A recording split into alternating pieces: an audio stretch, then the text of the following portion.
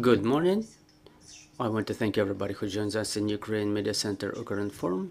It's November 6th. My name is Olha Atamanova, and it's my pleasure to see everyone who joins us in Ukraine Media Center Ukrinform. It's been 10 years of the war, and today's day 621 of the full-scale invasion of our homeland by Russian aggressor. And traditionally, I want to thank the representatives of all the mass media who tell the world the truth about a heroic resistance. Today, we have invited you for a presentation of an interesting research by VoxCheck. We will be talking about Russian propaganda and Russian propaganda spread in Europe. I think it's no news to anybody that one of the important components of this propaganda are the fakes about Ukraine. So today we will be talking about this research. We will discuss its results, and I want to introduce our speakers. Joining us today are Myroslava Markova, VoxCheck senior analyst, Anait Khoperiya, head of the Department for Countering Information Threats to National Security at the Center for Countering Misinformation under the National Security and Defense Council of Ukraine, Ihor Solovei, head of the Center for Strategic Communications and Information Security, and joining us online is Dmytro Tuzhanskyi, director of the Institute for Central European Strategy. Good morning, everybody. Myroslava, I would like to give the floor to you. A couple of words about the methods of this research and its results. Good morning. Thanks everybody for attention to this topic and to work of VoxCheck. We are ready to present our results within the last year. VoxCheck is the fact-checking project. We are a part of Pointer IFC and Institute International Fact-Checker Community since 2018, and we are partners in Meta fact-checking program in Ukraine, so we have access to monitoring and debunking of misinformation emerging in such platforms as Facebook and Instagram or spreading over there from other platforms. And at least since 2021, VoxCheck is monitoring and debunking Russian misinformation about Ukraine that emerges in Ukrainian media space as well as in Russian and European. So let me start with the Propaganda Diary, a project that we started in the end of year 2021, and in May 22 we were able to present the first version of that base that represented back then the monitoring of the media of two countries, Italy and Germany. Before the beginning of the full-scale invasion, they were the top targets of Russian propaganda. Germany, as per the results of the monitoring of fact-checkers from all around the world, and Italy piqued our interest by the fact that during the peaks of COVID-19, Russia used that time to enter the media space of Italy as a savior. And it was interesting for us to see what was the sentiment building up over there about Ukraine. And in 2022, the propaganda went to the levels that were never achieved before, specifically in Europe. And we decided to spread this monitoring to the media of 6 countries: Germany, Italy, Hungary, Poland, Slovakia,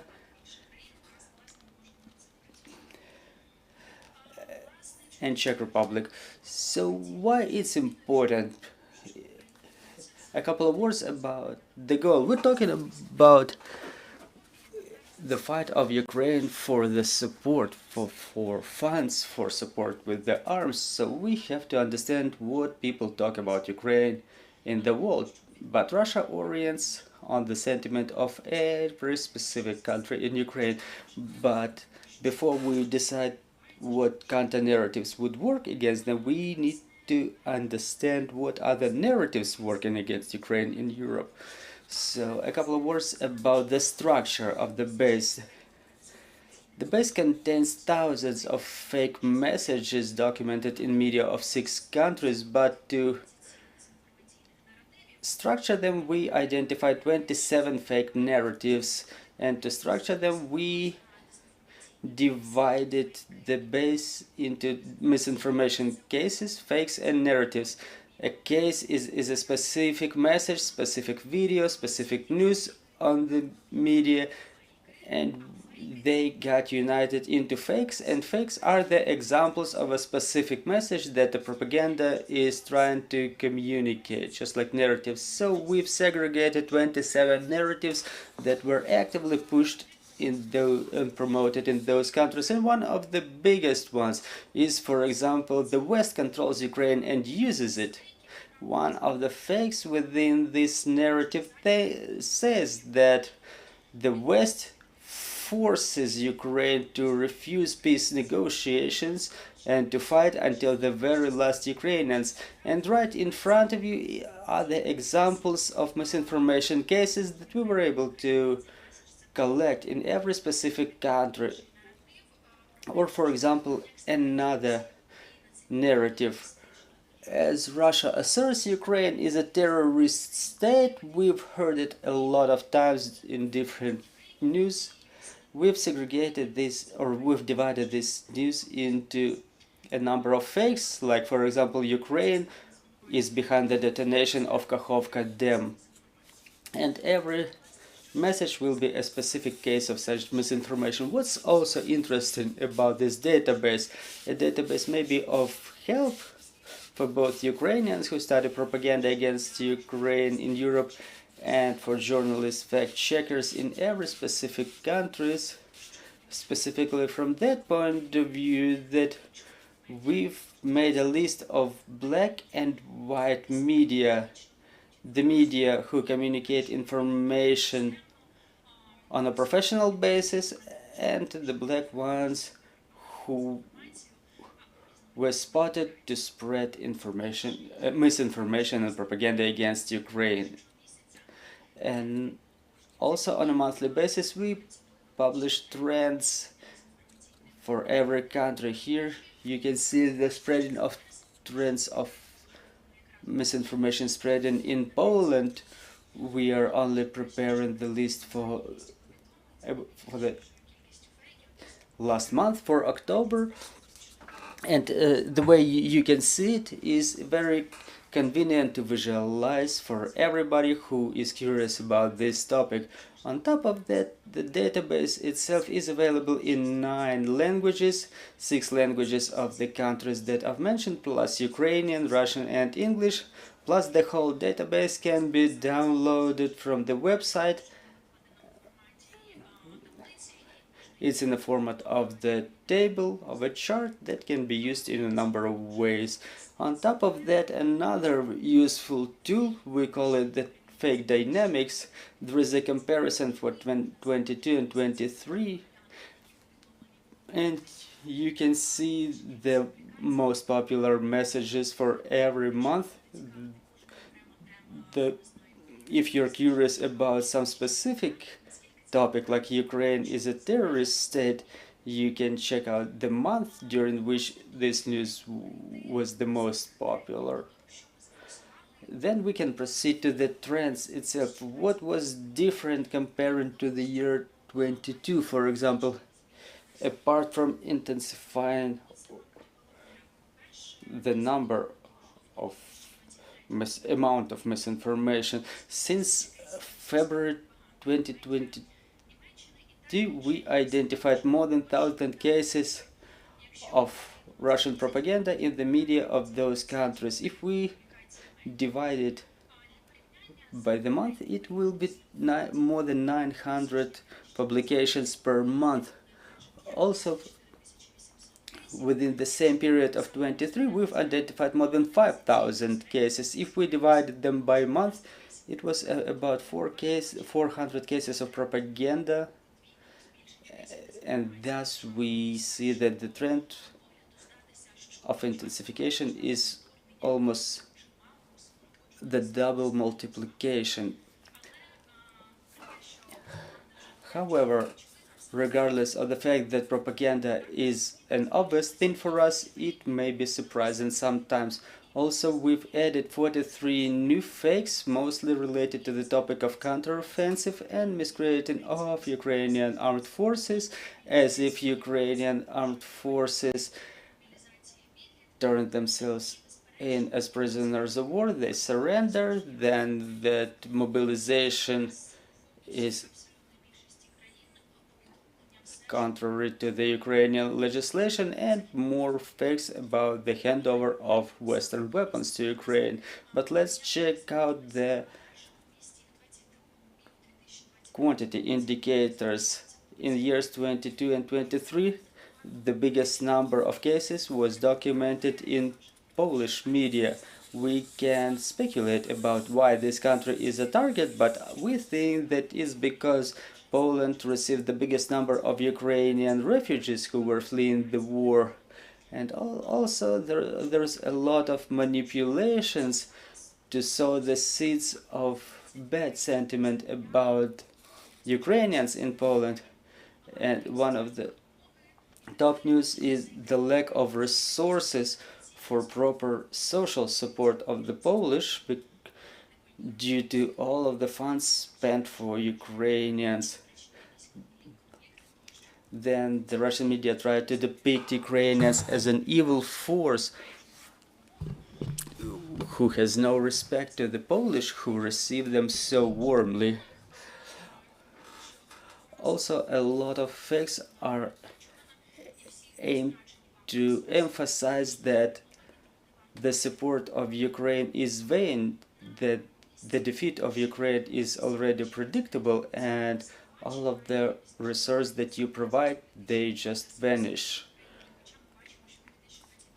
Also, we see that in year 2022, the second targeted country was Hungary, third is Czech Republic, then in 23, Hungary is the fourth place, then Germany, and then Italy. Well, talking about the general tendencies, there are three narratives in the top that we were able to identify in 2022, and they just get more and more layered and added with more fraudulent or fake news.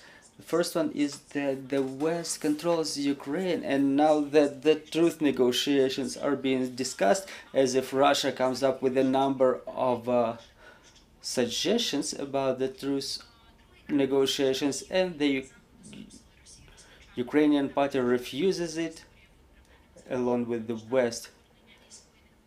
Then another news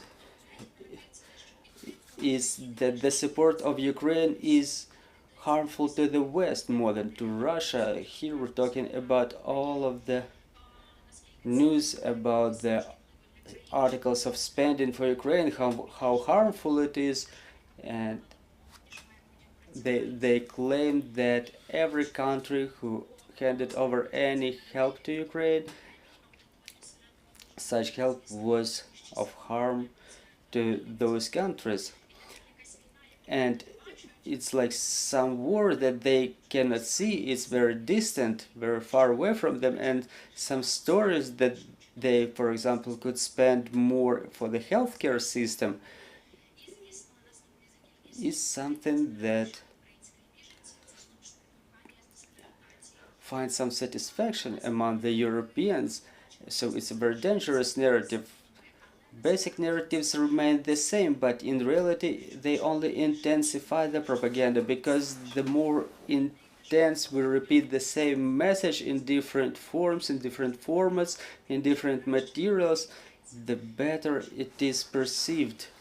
So if we say that the key narratives remain unchanged, it's not a failure of Russian propaganda, it's maybe small but a victory.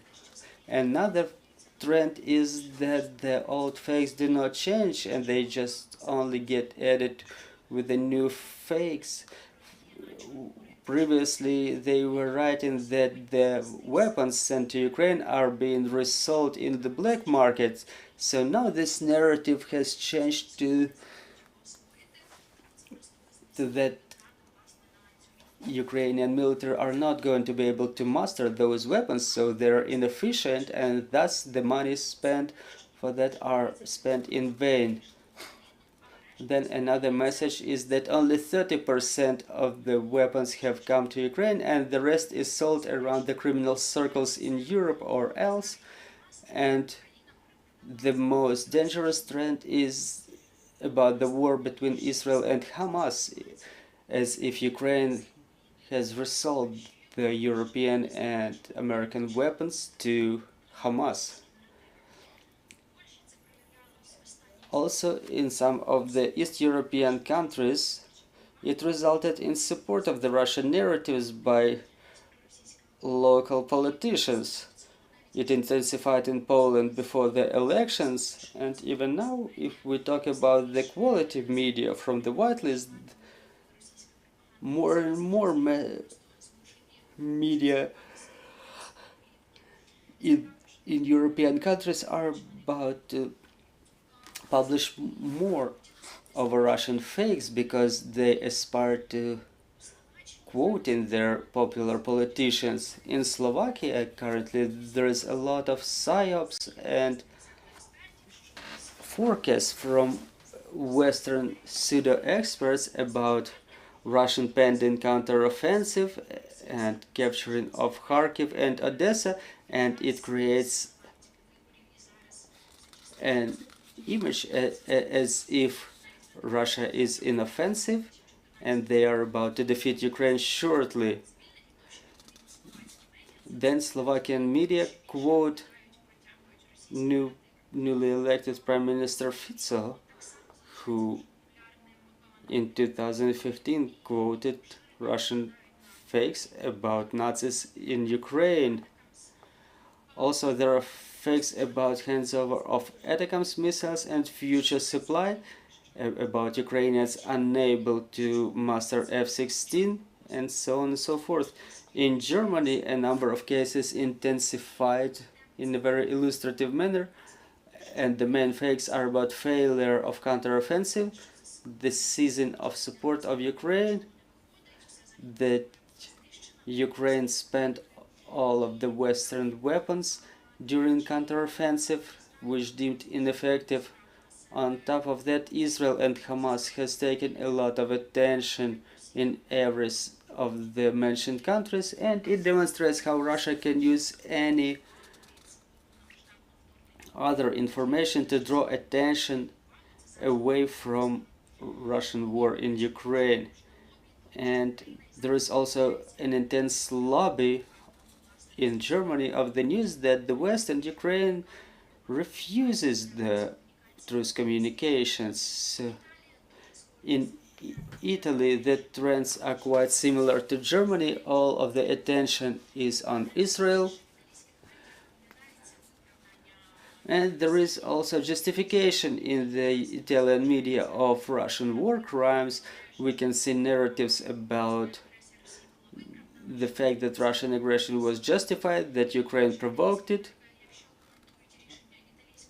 And if there are comments of Italian authorities, they say that they are under the influence of Western propaganda and that the Italian government is confused. However, at the same time, they stopped writing about Ukrainian refugees in Italy. In Hungary, they quote the statement of Orban about the necessity to lift sanctions. They promote Putin's statements about the truth, and the key focus topic is the oppression of Hungarians in Ukraine, plus a lot of fakes about Western weapons. In Czech Republic, there was an intense campaign on discreditation of Zelensky, and now those messages even intensified. On a weekly basis, we document a number of cases about the foreign mercenaries in Ukraine, and a narrative about foreign military fighting in Ukraine. It's like an involvement of other countries in the conflict. In Poland, the propaganda is spread about United States stopping their support of Ukraine and switching their focus on Israel.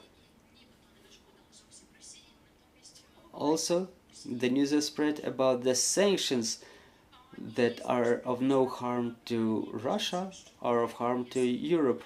Also, on top of those problems, they say that Polish should not spend resources on Ukrainian refugees.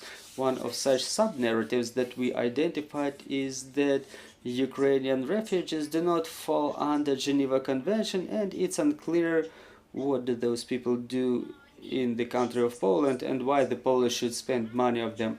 Also, they promoted the topic of grain, that contrary to the agreements, Ukraine supplies the grain not to the southern countries but to Europe, thus demonstrating itself as an unreliable partner.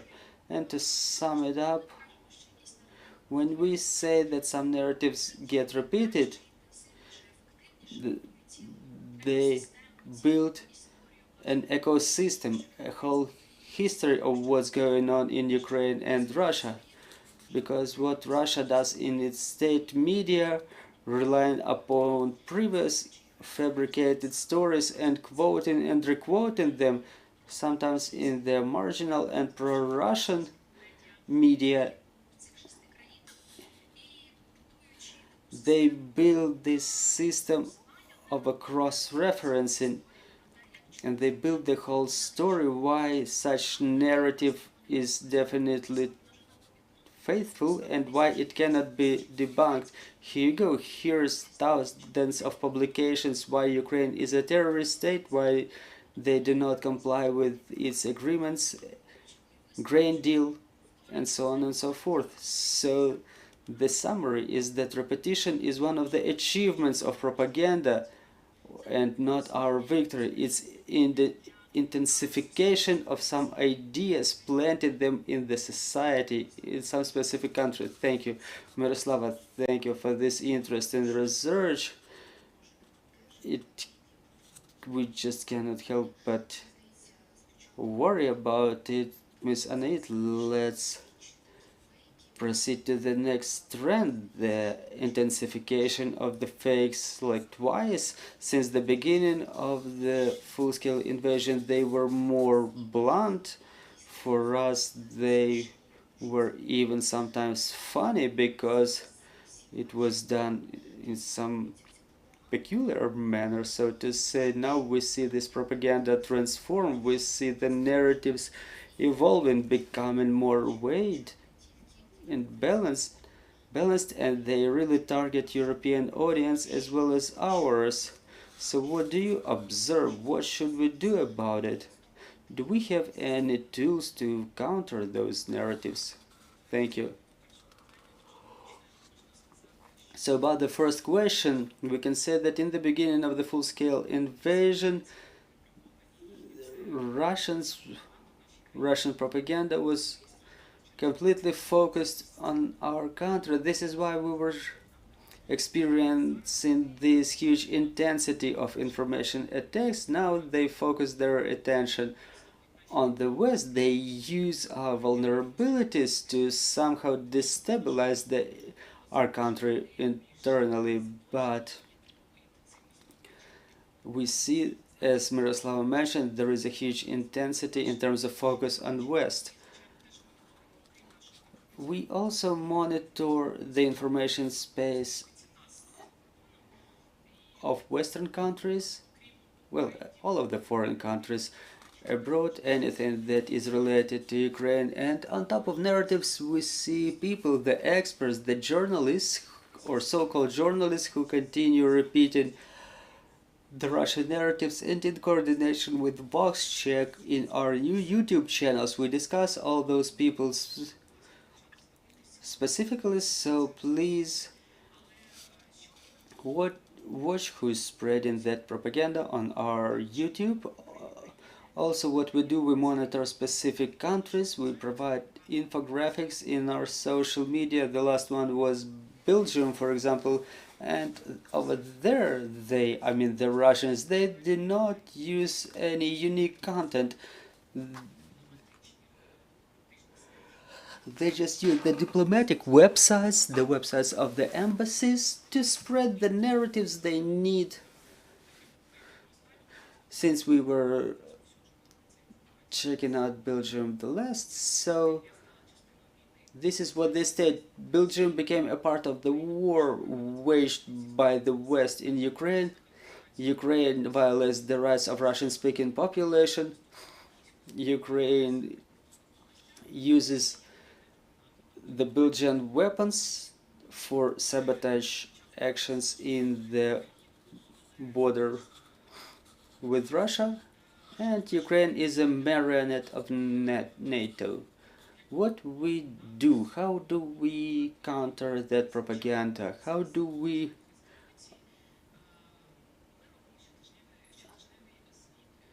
do it? We do weekly reports. We highlight what's going on in our information space. What are the narratives being spread within a week? The incidents, fakes, manipulations, misinformation, the examples. And we also have a number of Russian narratives spread in foreign media. For example, last week we identified a number of narratives which are constantly repeated, that Ukrainian armed forces are incompetent and weak, the West is tired with Ukraine, the West is running out of time and money. And we published the list of media resources which spread such fakes. And in the end of our report, we submit recommendations about counter-narratives that can be used in our communication. We also translate that weekly report for our foreign partners. We mean the government institutions which counter misinformation abroad. They are obviously curious to see what's going on in Ukrainian information space, and this small section about the narratives spread by the foreign media is also something of interest to them. We also hand over the lists of people whom we deem as those who repeat Russian narratives. They reside in those foreign countries, and this is why we hand over that information to the governments of those countries. Like, for example, in Ukraine, we can submit some information, some sanctions list to the Security Service of Ukraine, and roughly saying somehow even to block a YouTube channel, but abroad is their own business. Our task is to highlight the problem, to draw their attention to it, and talking about the trends that we see, any stories of success. For example, every time our First Lady goes somewhere, she buys somewhere, then she had a shopping worth of couple $1 million. It started with France, where she bought a Louis Vuitton, and those journalists, politologists, they posted that information regardless of the fact it was a total fake. And every time Mrs. Zelensky goes anywhere, the same information repeats. And the first source was Nigerian. They started publishing that information first. First it was a fake about First Lady's mother buying a villa in Egypt, and thanks to our quick monitoring and the coordinated actions of our Ministry of Foreign Affairs, those news spread abroad without spreading in Ukraine, and then we were able to mitigate it. And then it turned out so that in New York, the First Lady bought Cartier worth of, like Cartier jewelry worth of millions of dollars, as if a Cartier employee posted that video online and got fired for it.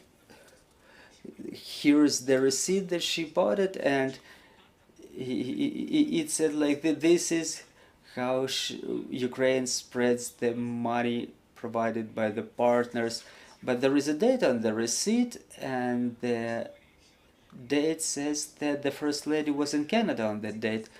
Well, we get surprised by those fakes, but on the other hand, apart from those narratives that Ms. Myroslava mentioned, they use the narrative that Ukraine is an unreliable partner and is a corrupt state.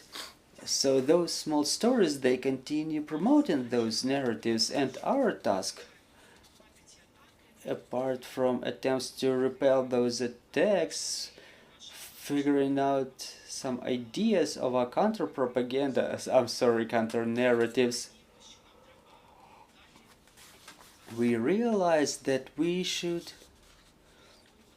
continue creating narratives, strategic narratives, positive narratives about Ukraine having the same values that the European Union, NATO countries. We are a democratic country. We want to become part of them because we deserve it. Also that Ukraine is resistant.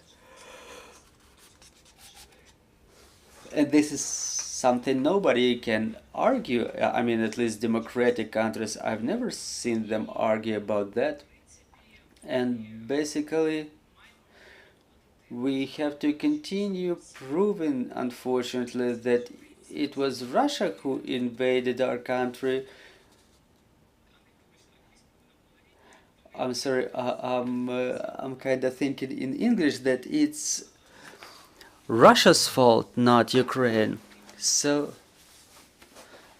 apart from us doing our job, I think Mr. Ihor is about to tell us more details from the perspective of the government institutions.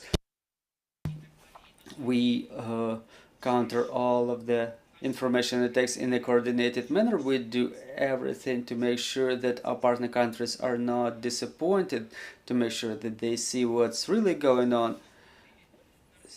So we have those strategic narratives about us deserving to be a part of European Union and NATO. We have to continue communicating it, and thanks to the work of VoxCheck and other public organizations, civil organizations, journalists, we see what's going on abroad and we mitigate those narratives. They will continue being intense always. We're not gonna get away from it, and it's our task to repel those attacks. The Schindler Institutes are going to continue existing. The journalists will continue existing who will use any narratives against us. We need to create the pool of ours, but not in a way that Russia does it, but roughly saying to prove that we are a reliable democratic country, reliable partner, and they can judge us based upon our actions. Before we proceed to Mr. Ihor, just a small question to you. You've mentioned that those narratives are being created. We understand that there is a fight against them into tracks, legal and communications way. So as we win on the legal way, we may lose on the communications way. So what do we do? What communication methods do we use to overcome that propaganda? Well, on behalf of my organization, I can say that we use all of the communications platforms possible that are available abroad. If we use MFA instruments like our embassies, people can go to the embassies and they post the information in their official media that debunks those fakes, that repels those misinformation attacks. Also, if we ask the special services, we use their closed channels, or we can use our communications channels. We have Twitter, we have English language version of Telegram, and weekly reports that we send to 65 recipients who are interested in that. And in communication with our foreign partners, they express interest to make some projects to improve the media literacy, to counter misinformation, and as we discuss the details, we give the examples of our country. The way that Russia develops their propaganda in Ukraine and in other countries, they can see that apart from them becoming more media literate, they see our examples and they see that all of our countries are affected by Russian misinformation campaigns. Mr. Ihor, let's talk about counter-narratives. What works, what else can work, and what are the ways to spread that information? In your opinion, what works well or what could work well to intensify, to reinforce us? Good morning, everybody. First of all, I would like to thank our partners and friends from VoxCheck for this great study. Your studies are always very practical to be used in everyday work. And talking about the essence of this study, I'm not going to stop on the specific narratives that we see as well. They're very well illustrated in your research work, but the goal of information work of the Russians always boils down to two tasks. First, it was the discreditation of Ukraine to reduce the support of our country with weapons, with funds, in a humanitarian aspect. So now what's added, another task, is to use the factor of Ukraine to reduce the support of democratic governments in different countries, thus changing the electoral picture in different countries. As we see on the example of Slovakia, now we see this course being implemented in other countries as well. So this is what's happening now. And what's going to happen next is that all of those narratives, first of all about the weapons, about Ukraine being low quality user and the European or Western weapons disappearing in Ukraine and appearing on the terrorist side.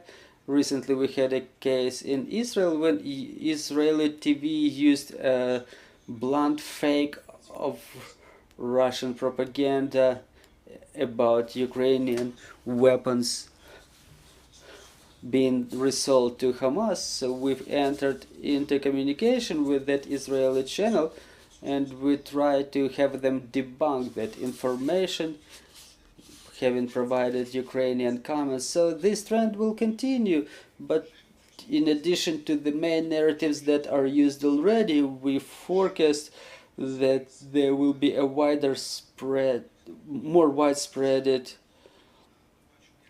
case of persecution of the church being promoted. We see it intensifying in the United States. Shortly it will spread over the European continent, and it's not only related to the events unfolding in Ukraine, but rather with the intensification of the network of lobbyists of Russian Orthodox Church in Ukraine.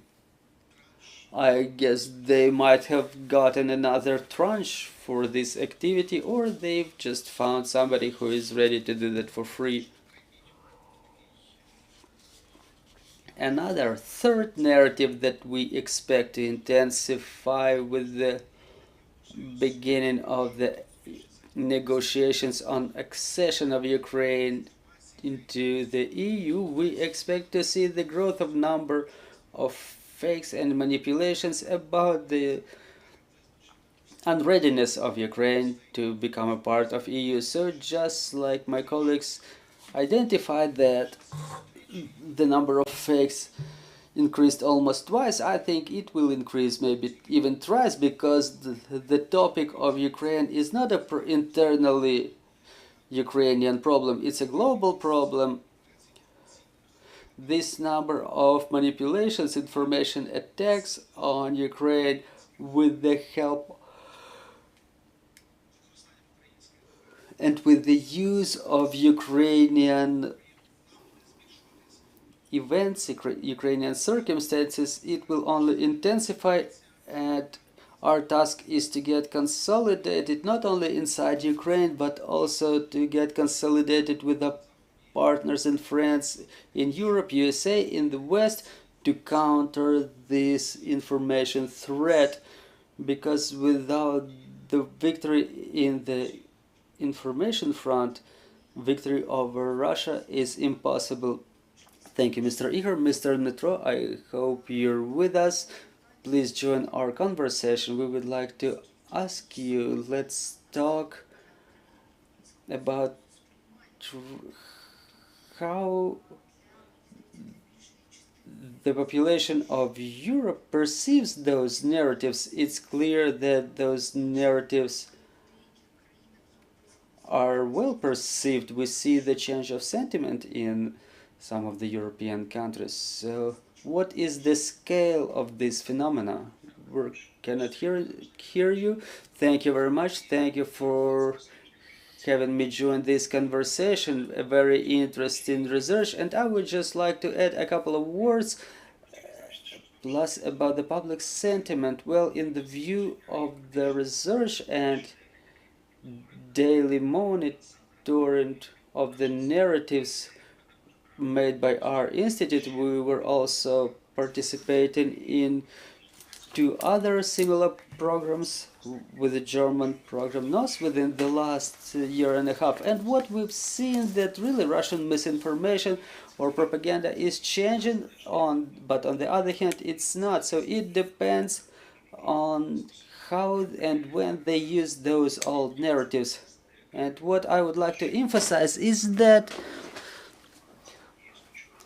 one of the key tasks of the Russian misinformation from the point of view of the Western countries is to achieve the isolationism of those countries, to have that idea become mainstream, to make it a pacifist idea, to make it an elite idea. And it's not only anti-Ukrainian from the point of view like don't help Ukraine, don't support it with weapons and so on and so forth, just be merciful, let's send the meals or medicines to Ukrainians. But also this idea of isolationism is of serious threat to European Union and NATO. This is something that undermines them from inside. And this is that connection that is not being realized abroad, the idea of isolationism that Russian propaganda continues feeding. So it didn't start in 2022 and not even in the year 2014. It's a challenge, a vision, a narrative, third way of what we see, something developing in Hungary, then we see Slovakia now. So this is something based on the internal challenges of European Union, NATO, internal challenges inside of those countries. The fight between open and closed society, conservative and liberal ideas. It matches those ideas of the West, and Russia plays on them. Another thing I would like to add, it just complements that research that you've made. It's the matter of manipulation and a very intense work with the expectations, bilateral expectations.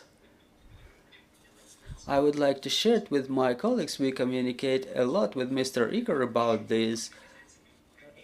We in Ukraine underperform, or maybe we don't have enough time, resources, maybe the perception of this moment that in countering Russian misinformation we have to pay a lot of attention to make sure that our expectations match with those of our partners, our allies, like Ukrainian expectations, to make them match with the expectations of Hungarian society, Slovakian society. You see those rifts that we observe. It's a matter of expectations and the way that Russia formulates those expectations. We have unprecedented examples when Russia breaks democracies, because the expectations most discussed, they are formulated from the set of lies, from misinformation. It's very difficult because, again, if we debunk the facts, if we debunk misinformation, we don't debunk the expectations, because they are already there. No one remembers based on what were those expectations about the weapons or expectations about non-provision of weapons. So it's a very serious challenge in terms of countering misinformation, because debunking the fakes with the statements is not going to work. And another important thing that we need to ponder over is that Russian misinformation plays very well. They strike directly on the level of sentiment. We were in Spain recently. It seems a very Western country. And in our reports, it shows up as a problematic country. We communicated with their media, and the level of immersion in Ukrainian context is huge. They are mostly left liberal media, but they discern very well Russian-speaking Ukrainians and pro-Russian Ukrainians. They say that there is no strict relation between those categories, but even the analysts, think tankers, journalists, they have a feeling of this peace, welfare, and continuation of war, continuing providing weapons to Ukraine. It's in contradiction with their sentiment, so we have to learn to work with that sentiment. It's one of the serious changes. And another related challenge is to leave the dead end, which is discussed in the context of Russian aggression of Ukraine. Like, okay, Russia occupied you, what now? Counteroffensive doesn't go as well as expected. And they're gonna say, well, it's not our wars. This is something that our officials say. So what is the way out of this situation? To continue the war? You know, the matter of playing on their feelings, on their sentiment, to make the way out of this dead end. And another thing that is also important in analysis of Russian misinformation, when we analyze how to counter it, we have to understand that Russians really work with the stories, and they work with the synonyms. Ukraine is built by them as a country of corruption, unreliability, unreliable ally. So they build this chain that is very, very difficult to debunk, which very rarely has any real grounds, but looks logical. So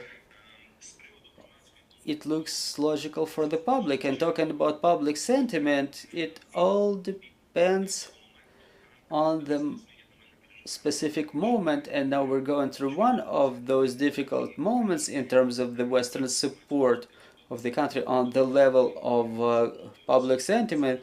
This tiredness that we were afraid of last autumn, I think that it's finally here, and it progresses. It requires specific analysis. I don't want to speculate here, but the people we were talking to the economists in some relevant countries, like for example the Hungarians, their economic problems, their unreadiness to help Ukraine,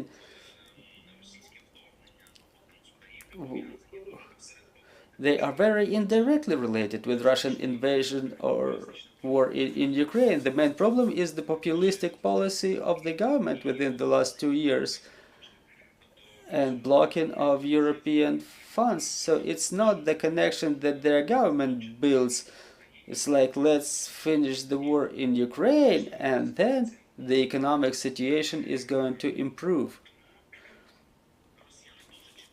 This is why the Russians work very well with the public sentiment. And the last statement I would like to make is that even the biggest threat is in populistic isolationist regimes within the EU and NATO, which work even more thoroughly with the public sentiment and who build their rating on the conflict, on the rift in the society, on populism, and it's very clearly coincides with Russian propaganda, counter-Ukrainian, counter-American sentiment.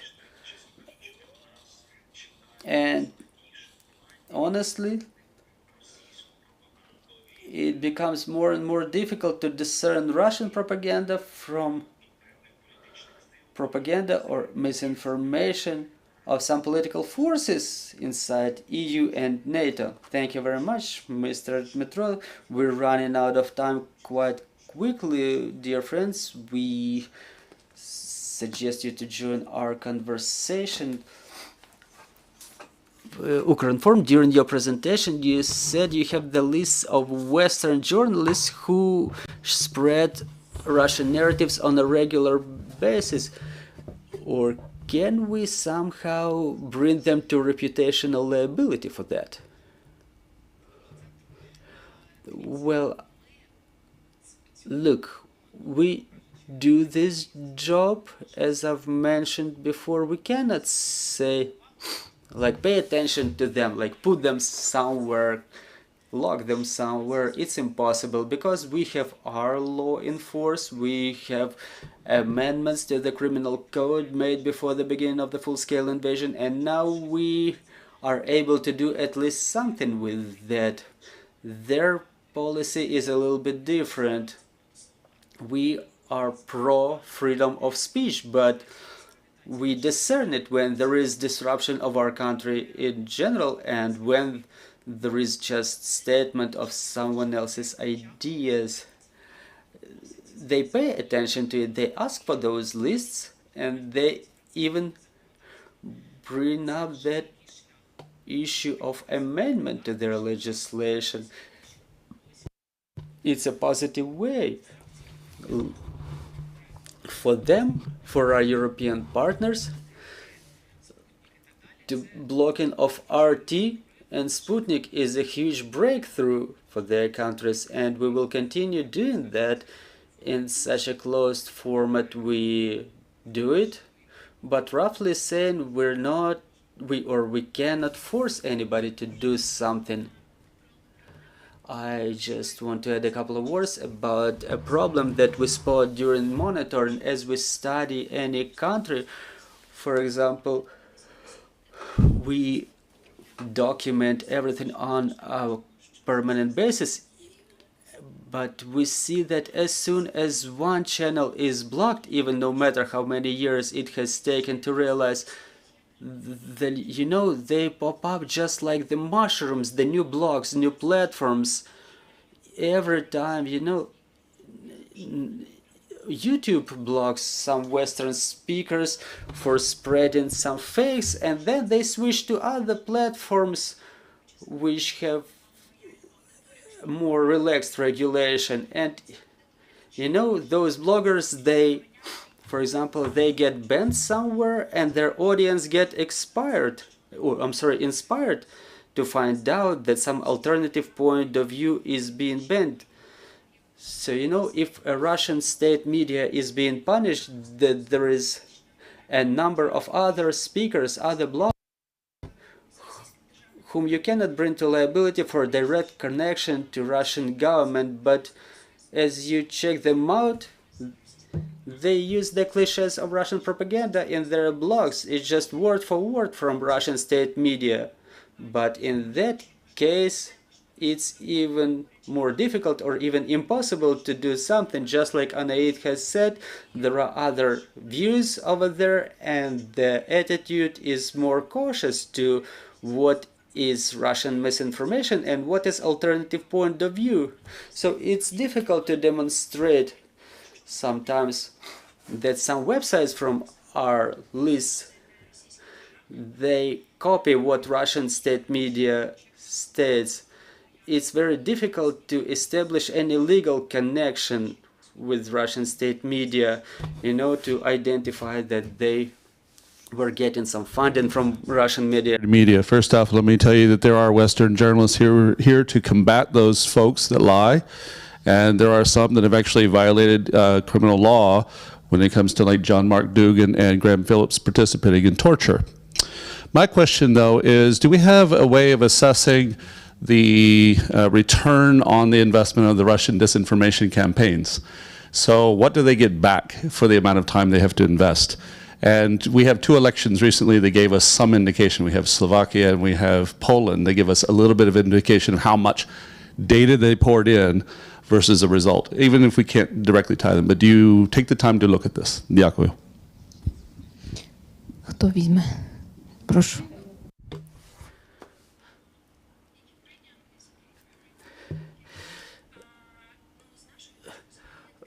From our point of view, there is unsolved matter,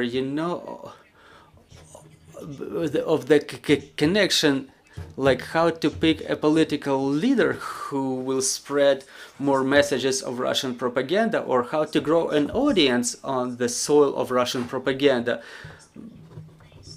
But the politicians in Western countries could not target something, could not play on some sentiment that would not have existed in that country. They specifically were picking those messages about the support of Ukraine to play on the sentiment of their societies. So there was a significant fraction of population who found support in those leaders. And I can only support the words of Myroslava, both in our country and in others. You see how successful they were playing on the side of specific politicians, disrupting us, and in the same way they do it in other countries. So if there is just a small opportunity, they cover everything with their Russian language, Russian country, Russian culture, and it comes to a pool of population who are pro-Russians. Probably it cannot be fully eradicated. I cannot see such an opportunity, because in democratic countries people should have access to any type of information, but to make it a cult like we are Russians, we are everywhere, and like in Baltic countries, for example, for me personally, it's a successful expression of their identity in Latvia, when that they can use Russian language abroad, but you cannot vote in the elections, and that's it, period. Thank you, dear friends. Any more questions? Angelina Zavodetska Detector, can you please tell us why the amount of Russian propaganda is increasing, and what were the channels that you've noticed in different countries which intensify the spreading of Russian propaganda? Well, why is it increasing now? First of all, because when there were those electoral processes, it was a very fertile soil to throw in even more messages which were probably not direct propaganda, but which were consonant with Russian propaganda.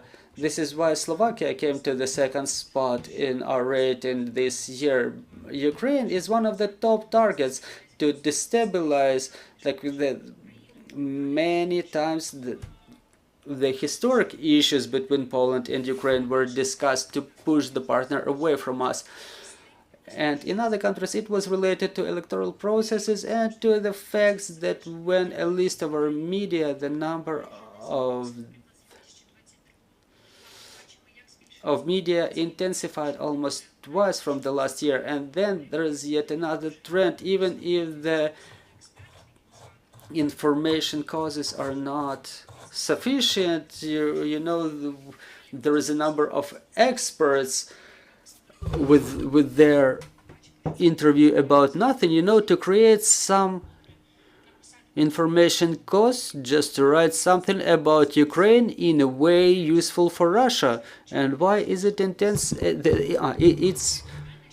Why it's intensifying now, and if it's going to intensify, I think that it will, because Russian propaganda has to support certain level of interest. However, we've seen that gap related to Israel and Hamas when a lot of countries shifted their focus from Ukraine. But even during that time, the propagandists were drawing parallels that both Israel and Ukraine are Nazi states, that they hand over the weapons, they are unreliable partners, that everywhere the United States come to, the World War III starts, and Ukraine is being brought up in every of those cases. I'm absolutely agreeing on the issue of electoral processes. What I would like to add is about the main goals. My colleagues already have mentioned Poland, Slovakia, and according to our information, the Kremlin ordered their information troops to accumulate forces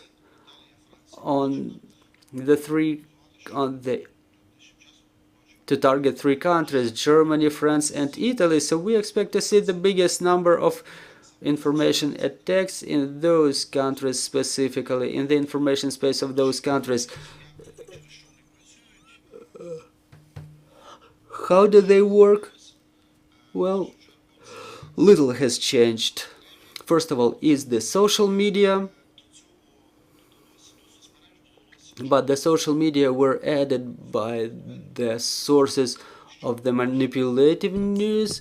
If before that they were just some specific people, some pseudo experts being interviewed, now they're being added by a segment of fake media. We've seen publications in American press about Russians with the use of Kremlin money and Kremlin companies, creating a very intense system of misinformation in Latin America. They create the clones of prominent media which generate blunt lies, which is being translated through social media with a reference to those to the traditional media, and sometimes traditional media, even reputed traditional media, get into that trap.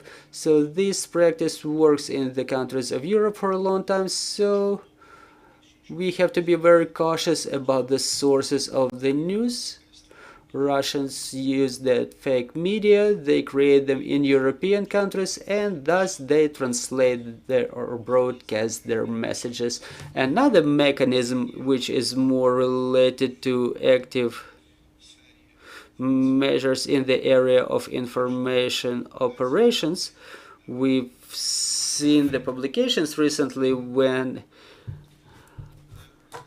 I don't remember a citizen of what country was arrested in France who were drawing the David Star on the buildings, and this information was spread by Kremlin information troops all over their resources. So thus we see that there will be a return to the old practice of creation of those information causes. And just a couple of words to add. I would like to thank Ihor for reminding me that's another thing that we've documented during our monitoring. So they were using those active measures in different countries, in Italy and in Germany at least. In different regions, there were as if mass protests, peace protests against handover of weapons to Ukraine. It was right before the announcement of any weapons to be handed over to Ukraine. They were making a photo as if it was a large event. There was the same thing in US. Anait knows when hundreds of people were photographed at the stadiums as if the protests against United States inciting the war in Ukraine. And back in 22, during the first half of the year, there was no such number of those pseudo events to imitate the support of population, the huge support among the population of idea not to hand over the weapons to Ukraine. I want to thank everybody for this fundamental research. I want to thank you, dear friends, for the interest to this topic. I guess there's a lot of work to be done in this area, and the amount of this work only grows. So thank you very much for not ceasing your work in this area. We continue working together. Our next briefing is at 12 o'clock. We will be talking about the operations of our air defense forces. Stay tuned, and glory to Ukraine. Glory to the heroes.